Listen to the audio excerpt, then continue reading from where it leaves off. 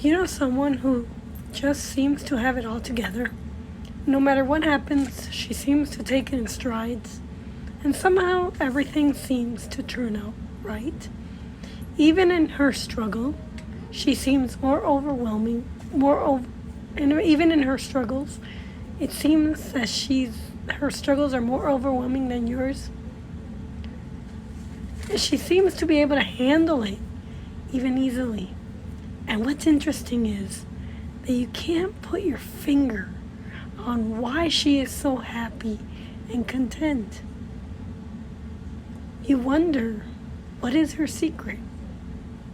Scripture teaches us that it's not a secret. People who have genuine peace and contentment know one thing. The only reason we are here is because God willed it so. These people understand that we are created in His own image just because He loves us, and we should give Him all the praise and be grateful. These people know that our purpose in life is to glorify God. I learned this from being in community with other Christians. I learned more than my son while in community with other families. When God finally woke me up, it was like getting hit with a rock in the head.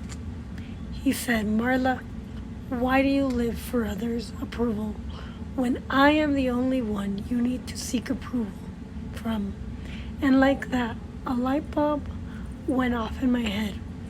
Why do I want to be liked by everyone?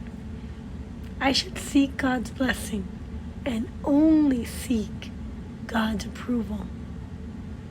He put me in this world for a reason, and for whatever reason, I am running here today. He blessed me with a lovely son and a husband that knows how to provide.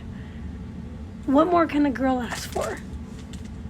God's love is enough for fulfillment, and living our lives to please Him is all we need to achieve it.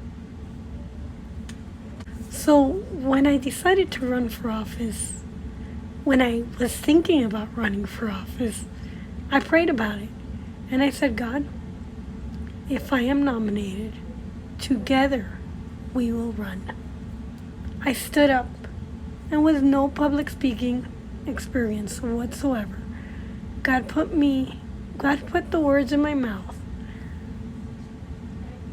The young kid definitely had more. There were 3 of us, and there was a young kid. He definitely had more energy. He had knowledge. He had spirit. He had something. And Mark. And he put another person, Mark. And he had passion for healthcare.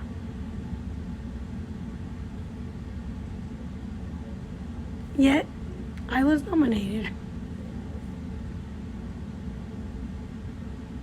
And then there was another nomination I needed to go. Another hurdle, another nomination I needed to attend.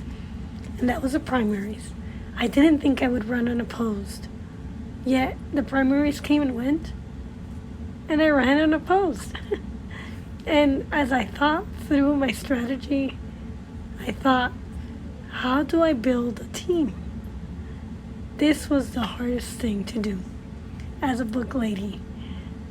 I would convince people to join and try to sell books, and it seemed people were either too lazy or disinterested in building a business and promoting literacy and sharing inspiring books with children was not their thing. You can lead a horse to water, but you can't make them drink. I was born before Roe became law in 1973, in a time when preemies only had 6% chance, into the Cuban culture in Miami, Florida. My mother delivered me at 24 weeks. I was told that my dad held me in his hand, and I was the size of a kitten. My father was a door-to-door salesman. He made enough to start his own business. I wasn't born into wealth, didn't travel the world, Though we traveled much of the East Coast, and I didn't live in a mansion, yet you would have thought I'd grow up to be proud and selfish. At an early age, I understood that standing up for people and calling out injustice was my. I always knew I didn't need to be a part of a group to be happy. I was content doing my own thing. God gave me the gift of relating to people in the moment and going about my way doing my own thing. I was fine by myself or with others.